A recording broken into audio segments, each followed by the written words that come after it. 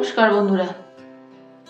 আজ আমার রহস্য গল্পের রহস্যভেদী হলেন কর্নেল নীলাদ্রি সরকার, যাকে সৃষ্টি করেছিলেন সৈয়দ মুস্তাফা সিরাজ, যিনি জন্মগ্রহণ করেছিলেন 1930 সালের 14ই অক্টোবর মুর্শিদাবাদের খোসবাসপুরে এবং তার মহাপ্রয়াণ ঘটে 2012 সালের 4 সেপ্টেম্বর কলকাতায়।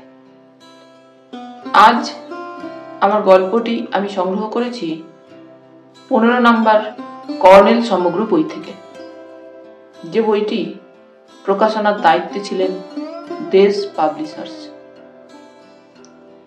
সকলের প্রতি আন্তরিকভাবে কৃতজ্ঞতা নিবেদন করে শুরু করছি আজকের গল্প, আড়ালে মৃত্যুর ফাঁদ।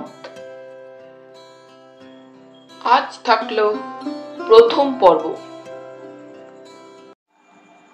জয়শ্রী সিনে স্টুডিও ম্যানেজার গোপাল বাবু ঘরে ঢুকেই থমকে দাঁড়ালেন, বললেন, রে বাস, একসঙ্গে 3 মাস্কেটিয়ার্স!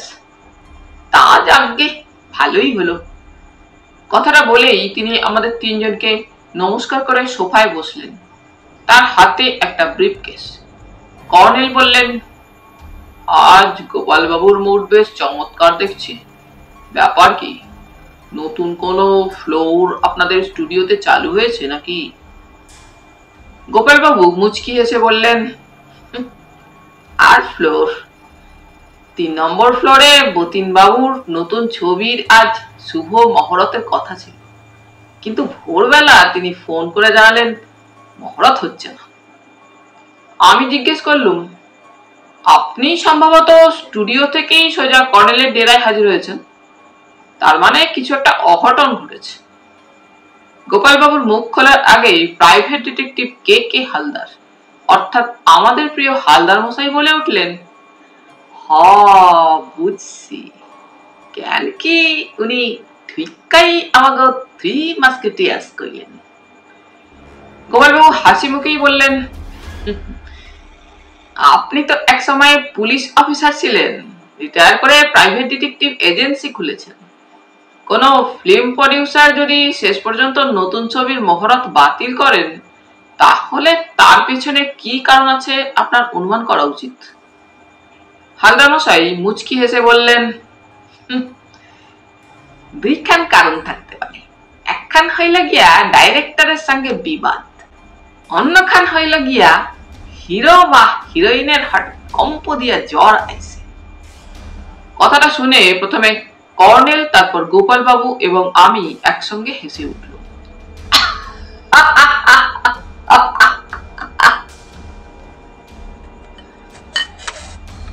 ইতিমধ্যে ষষ্ঠীচরণ ট্রেতে করে 4 পেয়ালা কফি আর 1 প্লেট স্ন্যাক্স এনে সেন্টার টেবিলে রেখে দিয়েছিল।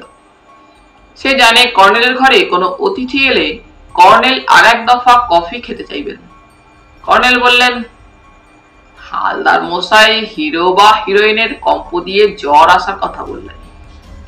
আমার ধারণা ছবির হিরোইনই জ্বর বাঁধিয়ে বসেছেন। গোপাল বাবু কফিতে চুমুক দিয়ে বললেন, কর্নেল সাহেব ঠিক ধরেছেন। প্রডিউসার বতিন বাবু টেলিফোনে কথাবার্তা থেকে সেরকম কিছু একটা আঁচ করেছি। আমি বললুম, আমার কিন্তু সন্দেহ হচ্ছে, কারণ গোপাল বাবু কর্মব্যস্ত মানুষ। আজকাল বাংলা ছবির পালে নতুন করে হাওয়া লেগেছে। স্টুডিও ছেড়ে কর্নেলের কাছে তার আসার কারণ নায়িকার জ্বরটা একটু অন্যরকম।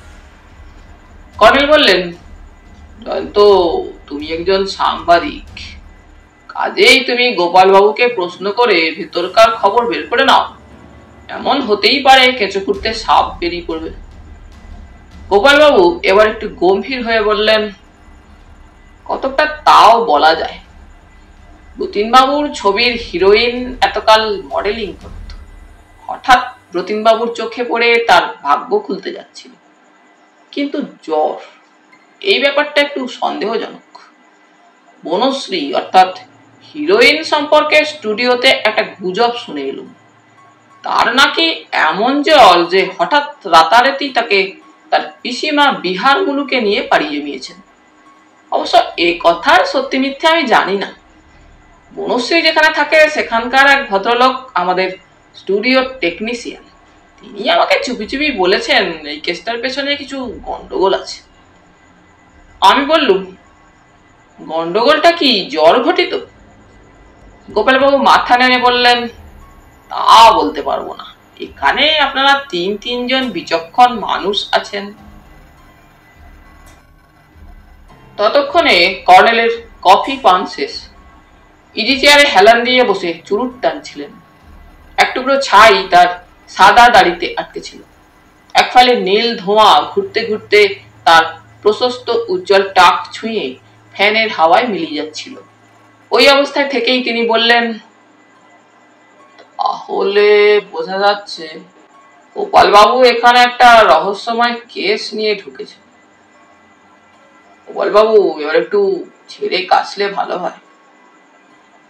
গোপালবাবু চাপা স্বরে বললেন, আর একটু অপেক্ষা করুন কর্নেল সাহেব, যার কেস তিনি আমাকে আগে আপনার কাছে পাঠিয়ে দিয়েছেন, কিছুক্ষণের মধ্যেই তিনি এসে যাবেন। গোয়েন্দা প্রভার হালদার মশাই আমার কানের কাছে মুখ এনে বললেন, আমি জ্বর কইছিলাম, এখন দেখি জ্বরটা অন্যরকম জ্বর। কথাটা বলে তিনি অ্যাক্টিভ নস্যি নিলেন।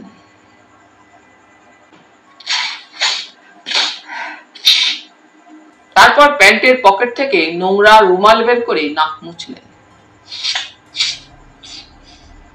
হালদার মশাইয়ের গায়ের রং শ্যামবর্ণ, শরীর শক্ত সামর্থ্য, মাথার চুল ছোট করে ছাঁটা, কিন্তু তার গোঁফখানি দেখার মতো। পাতলা সরু গোঁফের দুই ডগা সুচালো। একটু উত্তেজনা হলেই তিনি দাঁতে দাঁত ঘষেন এবং গোঁফের দুই ডগা তিরতির করে কাঁপে। এখন তাকে দেখে বুঝতে পারছিলুম তিনি রীতিমতো উত্তেজিত, কারণ তিনি রহস্যের একটা গন্ধ পেয়ে গেছেন। তার উত্তেজনা লক্ষ্য করে বললুম, হালদার মশাই, আমার ধারণা গোপালবাবু যার কথা বলছেন তিনি যদি এসে পড়েন তাহলে সম্ভবত কর্নেল আপনাকে কেসটা দেবেন। প্রাইভেট ডিটেকটিভ তেমনি চাপা স্বরে বললেন, হিরোইনের নাম কি কইলেন যেন? আমি বললুম, বনশ্রী। হ, বনশ্রী। আর বনশ্রী লইয়া তার পিসিমা বিহার মুল্লুকে গেছেন, রাতারাতি গেছেন। না জানিত বাবু, কেসটা মিস্টেরিয়াস মনে হইতেছে। এই সময় লক্ষ্য করলুম কর্নেল সোজা হয়ে বসতেই তার সাদা দাড়ি থেকে ছাইয়ের টুকরোটা নিচে পড়ে গেল। তিনি গোপালবাবুর দিকে তীক্ষ্ণ দৃষ্টিতে তাকিয়ে বললেন, জনৈক ব্রতিন বাবুর ছবির নায়িকার নাম বনশ্রী, সে এক সময় মডেলিং করত। আচ্ছা গোপালবাবু, গত বছর হরনাথ দত্তের জুয়েলারির দোকানে একটা ডাকাতির ব্যাপারে ঠিক এই নামের একটি মেয়ে, সেও মডেলিং করত, তো সেই মেয়েটি জড়িয়ে পড়েছিল। পরে অবশ্য তার বিরুদ্ধে প্রমাণের অভাবে পুলিশ তাকে রেহাই দিয়েছিল। সেই বনশ্রী আর এই বনশ্রী কি একই মেয়ে? গোপালবাবু যেন একটু চমকে উঠলেন। তিনি বললেন, আপনার স্মৃতিশক্তি প্রখর, তাছাড়া পুলিশ মহলে আপনার প্রভাবও আছে, কাজেই আমাকে সত্য কথাই বলতে হচ্ছে। হালদার মশাই কথাগুলো শুনছিলেন। তার গোফের ডগা যথারীতি তীর করে কাঁপছিল এবং চোখ দুটিও গুলি গুলি হয়ে উঠেছিল। তিনি শ্বাস প্রশ্বাসের সঙ্গে বললেন, হ্যাঁ, তা হইলে তো গোপালবাবু আইজ একখান হেভি ক্যাশ আনছেন। এই সময় ডোরবেল বাজল। কর্নেল যথারীতি হাঁকলেন, একটু পরে একজন বেটে গাবদা গাবদা চেহারার ভদ্রলোক ঘরে ঢুকে গোপালবাবুকে বললেন, আমার আসতে একটু দেরি হয়ে গেল। ভদ্রলোকের পরনে প্যান্ট, শার্ট এবং গলায় টাই। তার এক হাতে গোপালবাবুর মতোই একটা ব্রিফকেস, মাথায় এক রাশ কাঁচা পাকা এলোমেলো চুল, গোঁফদাড়ি যত্ন করে কামানো, তার গায়ের রং ফর্সা। গোপালবাবু বললেন, আলাপ করিয়ে দিই, উনি হলেন স্বনামধন্য প্রকৃতি বিজ্ঞানী এবং রহস্যভেদী কর্নেল নীলাদ্রি সরকার। আর আমার পাশে এই যুবক কর্নেলের স্নেহভাজন বন্ধু জয়ন্ত চৌধুরী। ইনি দৈনিক সত্যসেবক পত্রিকার নামকরা সাংবাদিক। আর ওই ভদ্রলোক প্রাক্তন পুলিশ ইন্সপেক্টর এবং বর্তমান প্রাইভেট ডিটেকটিভ মিস্টার কে কে হালদার। বলে সাহেব, এই ভদ্রলোকের তাড়াতেই আমাকে ছুটে আসতে হয়েছে। এর নাম বিজয়েন্দু ব্যানার্জি। ইনি আমাদের সিনেমা মহলের লোক না হলেও ইদানিং এ মহলে ঢোকার জন্য তৈরি হচ্ছিলেন। বিজয়েন্দ্র বাবু গোপাল বাবুর পাশে বসলেন। তারপর কর্নেলের দিকে অবাক চোখে তাকিয়ে বললেন, আপনার কথা আমি গোপাল বাবুর কাছে তো বটেই, আমার এক পুলিশ বন্ধু সূত্রেও শুনেছিলাম, কিন্তু আপনি যে এত তার কথায় বাধা দিয়ে গোপাল বাবু বললেন, এত বৃদ্ধ বলে মনে হচ্ছে তো বিজয়েন্দ্র বাবু? ওকে অনেকে কৌতুক করে পাদ্রি বাবা বা সান্তা ক্লজ বলে থাকেন। কর্নেল সাহেবের বয়সের কথা তুলে লাভ নেই, কিন্তু আপনারা উনি মিলিটারিতে জীবন কাটিয়েছেন। ওর শরীরে এখনো যে কোনো যুবকের চেয়ে অনেক বেশি শক্তি। বিজয়েন্দ্র বাবু কাঁচুমাচু মুখে কি বলতে যাচ্ছিলেন, কর্নেল তার বিখ্যাত অট্টহাসিটি হেসে উঠলেন।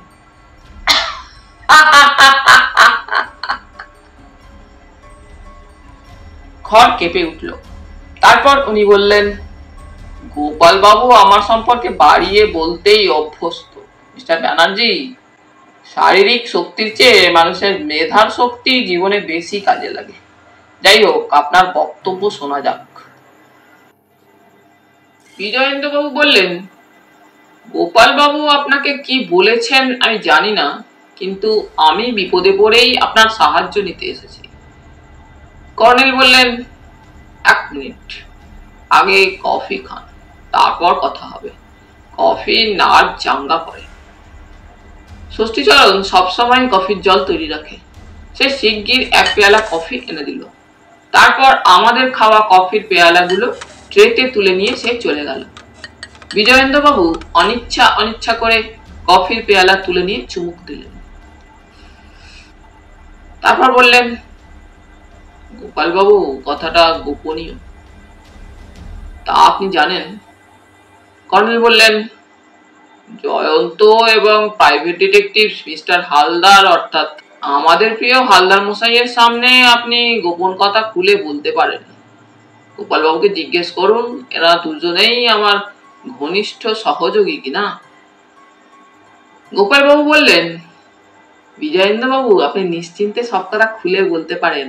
আমি আপনাকে আভাসে বলেছিলাম দেয়ার আর 3 মাস্কেটিয়ার্স। আপনার নিশ্চয়ই মনে আছে তা। বিজয়েন্দ্র বাবু চুপচাপ কফিতে কয়েকবার চুমুক দেবার পর চাপা স্বরে বললেন,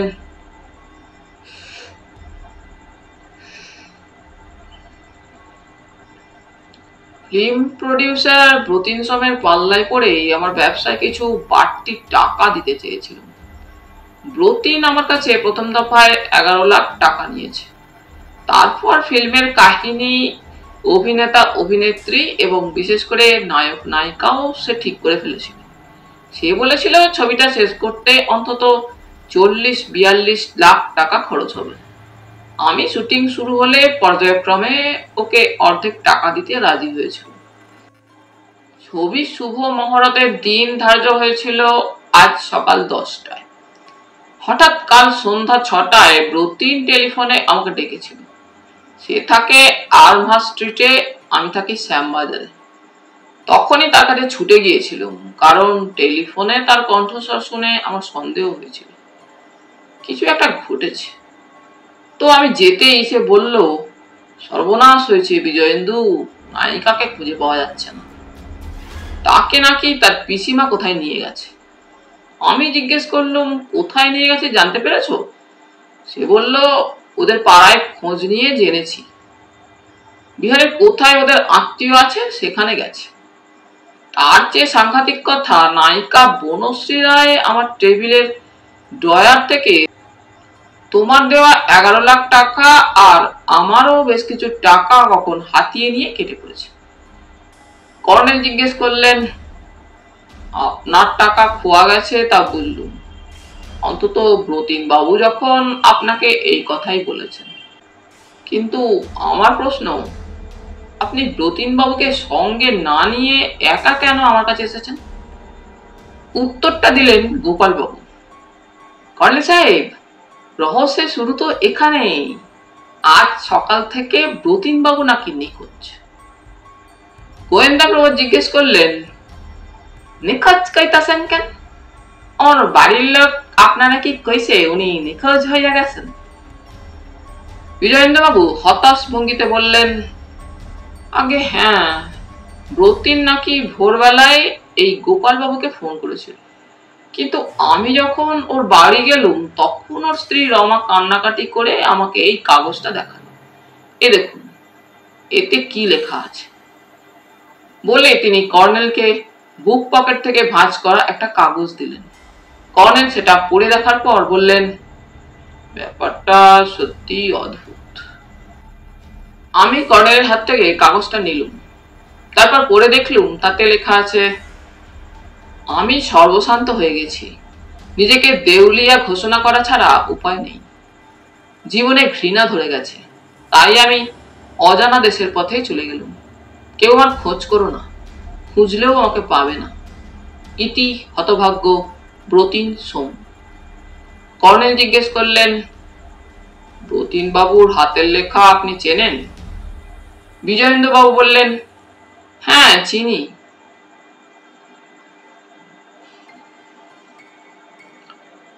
মার্চ মাসে সেই রবিবারের সকালবেলায় জয়শ্রী সিনে স্টুডিওর গোপাল বাবু এসে যে একটা জমজমাট রহস্যের মধ্যে আমাদের ফেলে দেবেন ভাবতে পারিনি। বিজয়েন্দ্র ব্যানার্জি কর্নেলের কথা মতো তার নেম কার্ড এবং সেই সঙ্গে ব্রতিন বাবুর বাড়ির ঠিকানা, এমনকি নায়িকা বনশ্রীর বাড়ির ঠিকানাও নিয়েছিলেন। যাবার সময় কর্নেল মিটি মিটি হেসে গোপাল বাবুকে বলেছিলেন, আপনি এর আগেও একবার ছুঁচ হয়ে ঢুকে ফাল হয়ে বেরিয়ে গিয়েছিলেন, এবারও দেখছি তাই। হালদার মশাই বলেছিলেন, ফাল কি কন কর্নেল স্যার, এ যে হেভি লোহার যন্তর মন্তর। আমি বলেছিলাম, কেসটা বেশ ধাপে ধাপে সাজানো। বিজয়েন্দু ব্যানার্জি নামে জনৈক ব্যবসায়ী সম্ভবত তার কালো টাকা ফিল্মে খরচ করার জন্য তার এক ফিল্ম প্রডিউসার বন্ধু ব্রতিন সোমকে দিয়েছিলেন। এদিকে শ্রী সোম তার নতুন ছবিতে নতুন একজন নায়িকা বনশ্রী রায়কে নিয়েছিলেন। যা বোঝা গেল, বনশ্রী তার ফিল্মের অফিসে ইদানিং প্রায়ই যাতায়াত করত। কোন এক সুযোগে সে মিস্টার সোমের ড্রয়ার থেকে নাকি মোটা টাকা হাতিয়ে কেটে পড়েছে। বনশ্রীর একজন পিসিমা আছেন, তাও বোঝা গেল। সম্ভবত বনশ্রীর বাবা মা বেঁচে নেই, তাই পিসিমাই তার গার্জেন। বনশ্রী তার পিসিমাকে অথবা তার পিসিমাই বনশ্রীকে নিয়ে নিখোঁজ হয়ে গেছে। তারপর সোমও একটা চিঠি লিখে রেখে নিখোঁজ হয়ে গেছেন। কর্নেল, কেউ নিখোঁজ হলে, বিশেষ করে ব্রতিন সোমের কথাই বলছি, তার স্ত্রী নিশ্চয়ই পুলিশের মিসিং স্কোয়াডে ব্যাপারটা জানিয়েছেন। কর্নেল, আপনি একবার মিসিং স্কোয়াডের কোনো অফিসারকে ফোন করে জেনে নিন। আর আশ্চর্য ব্যাপার, চিঠিটা তার স্ত্রী রমাদেবী কেন বিজয়েন্দ্র বাবুর হাতে দিয়েছেন? কর্নেল নিভে যাওয়া চুরুট ধরিয়ে বলেছিলেন, যথাসময়ে খোঁজ নেওয়া যাবে, তার আগে আমি হালদার মশাইকে একটা কাজের দায়িত্ব দিতে চাই। হালদার মশাই যেন তৈরি হয়েছিলেন। তিনি বলেছিলেন, কন কর্নেল স্যার, আমারে কি করতে হইব? I am always at your service colonel sir. Colonel বলেছিলেন, আপনি বনশ্রী রায়ের বাড়ি গিয়ে একটু খোঁজ খবর নিন না, আমি আপনাকে ঠিকানা লিখে দিচ্ছি। আপনি তো অভিজ্ঞ প্রাক্তন পুলিশ অফিসার, খোঁজ খবরের ব্যাপারে কি করতে হবে আপনি তা ভালো জানেন। কর্নেল একটা কাগজে বনশ্রীর ঠিকানা লিখে দিয়েছিলেন। কাগজটা তার হাত থেকে নিয়েই গোয়েন্দা প্রভুর অভ্যাস মতো সবেগে বেরিয়ে গিয়েছিলেন। বলা নিষ্প্রয়োজন, আমাকে সেদিন কর্নেল সল্ট লেকের ফ্ল্যাটে ফিরতে দেননি। কর্নেলের 3 তলার এই অ্যাপার্টমেন্টে আমার জন্য একটা ঘর রাখা আছে। সেখানে আমার পোশাক আশাক এবং আরো সব দরকারি জিনিস সবই আছে। কারণ হাতে কোনো কেস পেলেই আমার এই বৃদ্ধ বন্ধু প্রকৃতি বিজ্ঞান অর্থাৎ বিরল প্রজাতির পাখি, প্রজাপতি, অর্কিড, ক্যাকটাস ইত্যাদির নেশা ভুলে সেই রহস্যের পেছনে ছুটে যান এবং আমাকে তার সঙ্গী হতে হয়। কিছুক্ষণ পরে তিনি টেলিফোনের রিসিভার তুলে ডায়াল করতে থাকলেন। তারপর সারা এলে বললেন, হ্যালো, কর্নেল নীলাদ্রি সরকার বলছি, একটু অমিত বাবুকে দেবেন? হ্যালো অমিত বাবু, মর্নিং। হ্যাঁ, আমি দরকার ছাড়া তো আপনাকে খুঁজিনি। আমার একটা প্রশ্ন আছে। আজ মিস্টার ব্রতিন সোম বলে একজন ফিল্ম প্রডিউসারের নিখোঁজ হওয়ার ব্যাপারে কেউ কি আপনার মিসিং স্কোয়াডে গিয়েছিলেন? এখনো পর্যন্ত জাননি? ঠিক আছে, না এমনি জানতে চাইলুম অমিত বাবু। যদি কেউ যান তাহলে আমাকে প্লিজ একটু রিং করে জানাবেন। রাখছি। রিসিভার রেখে কর্নেল ইজি চেয়ারে হেলান দিয়ে বসতেই জিজ্ঞাসা করলুম, দেখা যাচ্ছে মিসেস সোম তার স্বামীর নিখোঁজ হবার ব্যাপারটা যেন চেপে রেখেছেন। কর্নেল ঘড়ি দেখে বললেন, প্রায় 12টা বাজে, আমরা আধ ঘন্টার জন্য বেরোবো জয়ন্ত। নিচে কর্নেলের গ্যারেজে আমার ফিয়াট গাড়িটা রাখা ছিল। একসময় কর্নেলের একটা লাল রঙের ল্যান্ড রোভার গাড়ি ছিল। সেই গাড়িটা তিনি বেচে দিয়েছিলেন, কিন্তু গ্যারেজটা আমার গাড়ির জন্যই যেন কাকেও ভাড়া না দিয়ে ফেলে রেখেছিলেন। গাড়ি বের করে লনে গেলুম। কর্নেল আমার বাঁদিকে বসলেন। তারপর বললেন, ফ্রি স্কুল স্ট্রিট হয়ে সেন্ট্রাল অ্যাভিনিউ, তারপর সোজা শ্যামবাজার। সেন্ট্রাল অ্যাভিনিউতে যেতে যেতে কর্নেলকে জিজ্ঞেস করলুম, আপনি কি বিজয়েন্দু ব্যানার্জির ব্যাকগ্রাউন্ড জানতে শ্যামবাজার যাচ্ছেন? কর্নেল চুরুটের একরাশ ধোঁয়া ছেড়ে বললেন,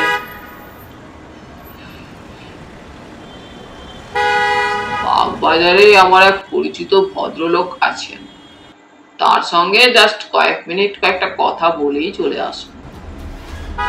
কথাটা কি টেলিফোনে হতো না? কর্নেল বললেন, টেলিফোনে যখন কেউ কথা বলে তখন তার হাব ভাব বোঝা যায় না। মুখোমুখি কথা বললে অনেক আড়ালের কথা টের পাওয়া যায়। রবিবার রাস্তায় তত ভিড় ছিল না। কর্নেলের নির্দেশে বাগবাজারে ঢুকে কিছুটা যাবার পর ডান দিকের একটা গলির মুখে কর্নেল গাড়ি দাঁড় করাতে বললেন। তারপর তিনি গাড়ি থেকে নেমে বললেন, তুমি গাড়ির মুখ ঘুরিয়ে এখানেই অপেক্ষা করো, আমি শিগগির আসছি। গাড়ির মুখ ঘুরিয়ে আমি কর্নেলের অপেক্ষা করছি তো করছি, ওর কোনো পাত্তা নেই। বিরক্ত হয়ে গাড়ি থেকে নেমে ভাবছি, কর্নেলের মার্কা মারা চেহারা নিশ্চয়ই কারো না কারো চোখে পড়বে।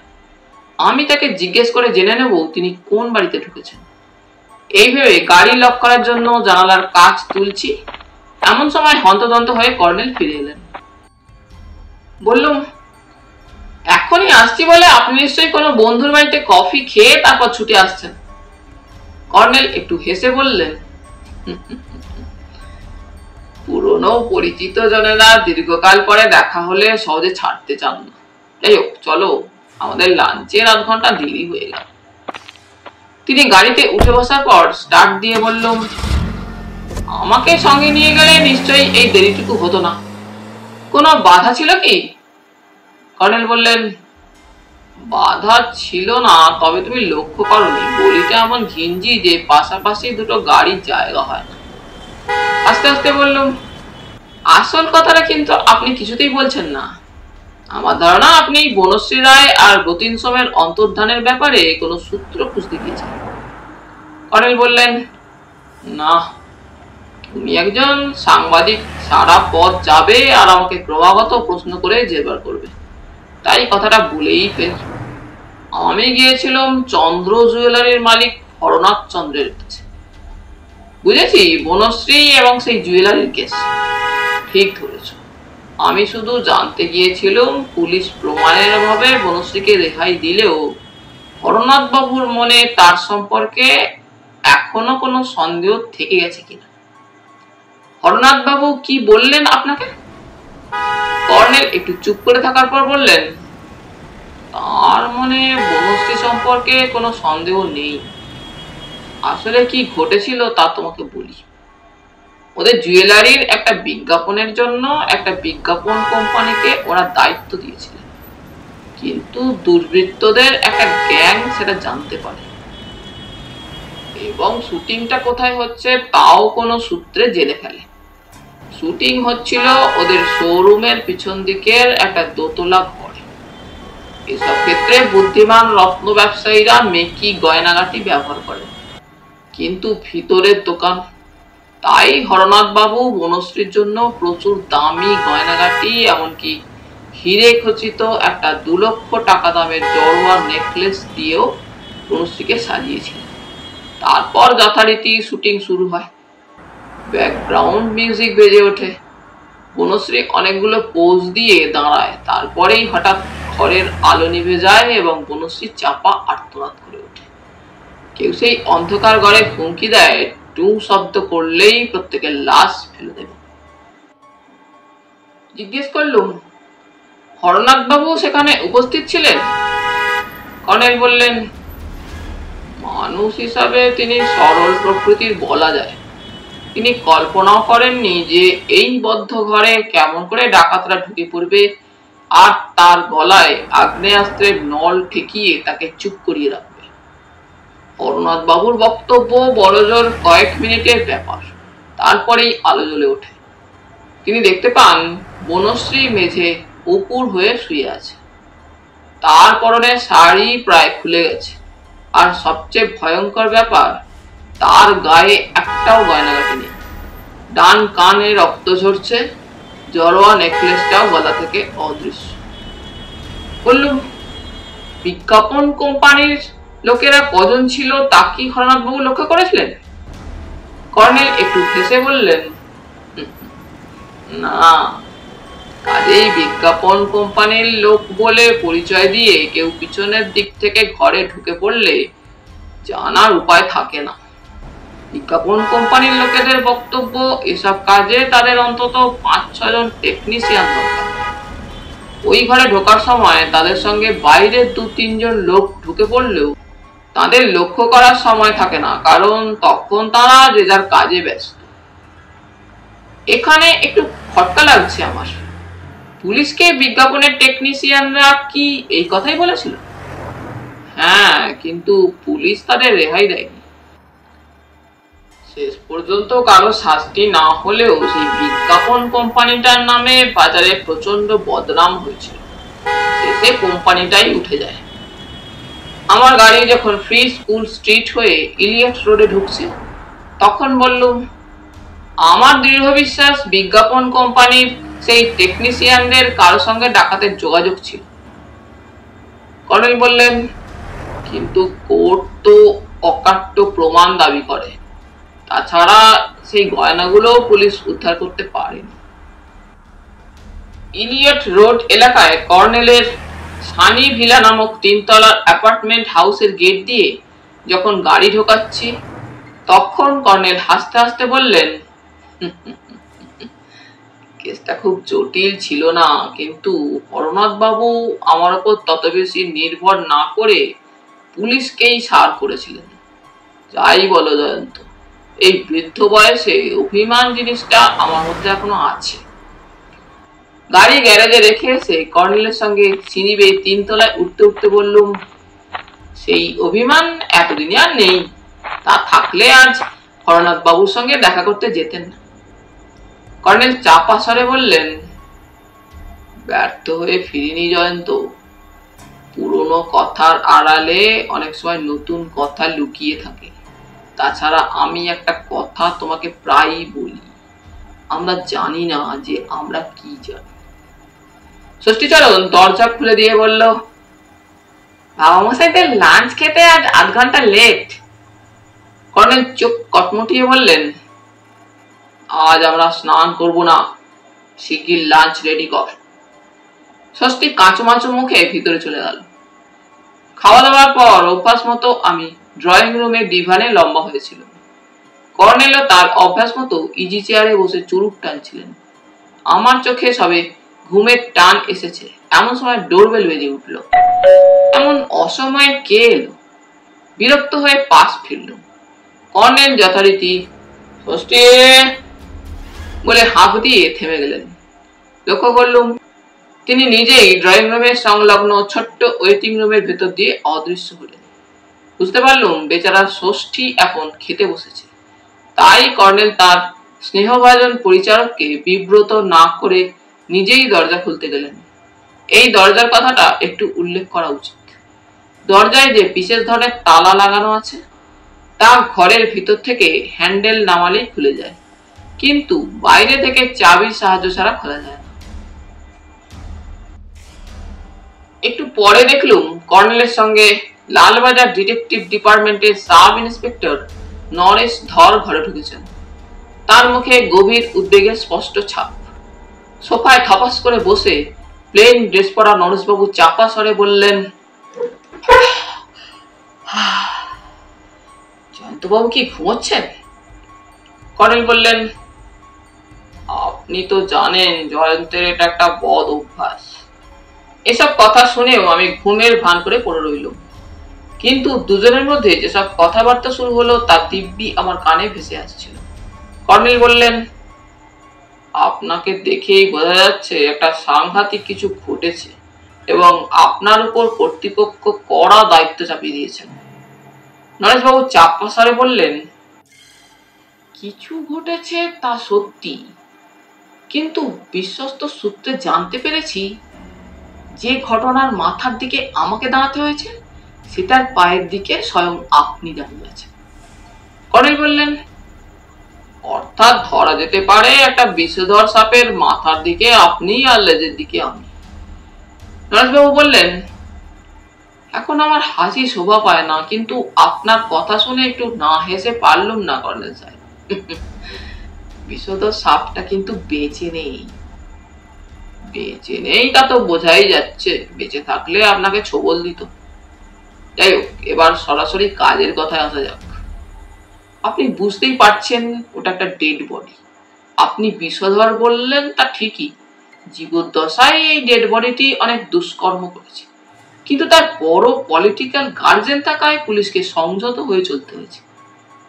আমাকে চমকে দিয়ে কর্নেল বললেন, ডেড বডিটা কি ফিল্ম প্রডিউসার ব্রতিন সোমের? নরেশবাবু বললেন, আপনি এটা ঠিকই বুঝতে পারবেন বলেই একটু পরোক্ষে কথা শুরু করেছিল। এবার আর আমার পক্ষে ঘুমের ভান করে পড়ে থাকা সম্ভব হলো না। সটান উঠে বসে অবাক হয়ে বললুম, ব্রতিন সোমের ডেড বডি? তার মানে তাকে কেউ বা কারা খুন করেছে? নরেশবাবু হাসবার চেষ্টা করে বললেন, জয়ন্তবাবু যে ঘুমোচ্ছিলেন না তা বোঝা গেল। এবার আমি উঠে গিয়ে সোফায় বসলুম। বললুম, আপনারা কোথায় ব্রতিন সোমের ডেড বডি পেলেন? নরেশবাবু বললেন, আউটরাম ঘাটের নিচে একটা ঝোপের ভিতরে ওটা আটকে ছিল। উপর থেকে খুনিরা গঙ্গায় ফেলতে চেয়েছিল, কিন্তু ওটা অত নিচে পড়েনি। ওখানকার নৌকোর মাঝিরা ওটা দেখতে পেয়ে পুলিশকে খবর দিয়েছিল। এবার কর্নেল জিজ্ঞেস করলেন, রতিন বাবুর লাশ কখন নৌকার মাঝিরা দেখতে পেয়েছিল? নরেশবাবু বললেন, 10টা থেকে 11টার মধ্যে। এই ভদ্রলোকের যে পলিটিক্যাল গার্জেনের কথা বলেছিলুম, তিনি খবর পেয়ে আমাদের ডিটেকটিভ ডিপার্টমেন্টকে কেসটা নেবার জন্য কমিশনার সাহেবকে অনুরোধ করেন। তো আপনার স্নেহভাজন ডিসিডিডি লাহিড়ী সাহেব ছাই ফেলতে ভাঙা কুলো এই অভাগার কাঁধেই ইনভেস্টিগেটিং অফিসারের দায়িত্ব তুলে দিয়েছেন। কর্নেল জিজ্ঞেস করলেন, এটা সোমকে কিভাবে খুন করা হয়েছে? নরেশবাবু বললেন, মাথার পেছনে গুলি করা হয়েছে। মর্গের ডাক্তার চিত্তব্রত সান্যালকে তো আপনি চেনেন, পিজি হসপিটালের সেরা ডাক্তার। তিনি ক্ষতস্থান পরীক্ষা করেই বলেছেন এই ভদ্রলোককে বেলা 9টা থেকে 10টার মধ্যে কেউ পেছন থেকে গুলি করেছে। আমার নিজের ধারণা ব্রতিন সোম ওখানে একটা বেঞ্চের উপর বসেছিল। যে বা যারা তাকে খুন করেছে তারা মোটরসাইকেলে চেপে এসেছিল। চাকার দাগ বেঞ্চের নরম মাটিতে খুব স্পষ্ট। আমি বললাম, বেলা 9টায় আউটরাম ঘাটের কাছে তো লোকজন থাকার কথা, বিশেষ করে আজ রোববার। কারো চোখে পড়েনি ব্যাপারটা? নরেশবাবু বললেন, চোখে পড়লেও এসব ব্যাপারে কেউ মুখ খুলতে চাইবে? তবে এইটুকু বলা যায় যে খুনি বা খুনিরা দুঃসাহসী। কর্নেল বললেন, আপনি কিন্তু বডি ছুঁড়ে ফেলে দেওয়ার কথা বলছিলেন। নরেশবাবু বললেন, হ্যাঁ, খুন করে প্রতিমবাবুকে অন্তত 5-6 হাত দূরে নিয়ে গিয়ে ছুঁড়ে ফেলা হয়েছে, সেজন্যই আমি দুঃসাহসী কথাটা ব্যবহার করেছি। কর্নেল একটু চুপ করে থেকে বললেন, ওখানে প্রচুর গাছপালা আছে, ঝোপ জঙ্গল প্রচুর, কাজেই এমনও হতে পারে যে সময়ে কেউ কাছাকাছি ছিল না। কিন্তু আপনি কোন সূত্রে জানলেন যে এই ঘটনার সঙ্গে আমার যোগাযোগ আছে?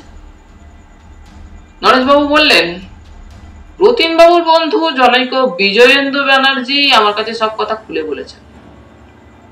কর্নেল এবার হাঁকলেন, এক পেয়ালা কফি নিয়ে আয় শিগগির।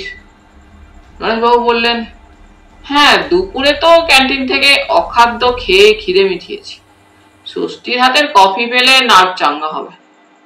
তারপর আপনার কাছে বিজয়েন্দ্রবাবুর দেওয়া এবং যতীনবাবুর লেখা চিঠিটা দেখতে চাইব। তাহলে বন্ধুরা, আজ এই পর্যন্তই। পরের অংশ থাকবে আগামী বুধবার এবং শেষ অংশ থাকবে আগামী শনিবার। গল্প পাঠ তোমাদের ভালো লেগে থাকলে তোমাদের কাছে আবারও অনুরোধ থাকলো, লাইক, শেয়ার এবং সাবস্ক্রাইব করে তোমাদের মূল্যবান মতামত পাঠানোর জন্য। ধন্যবাদ।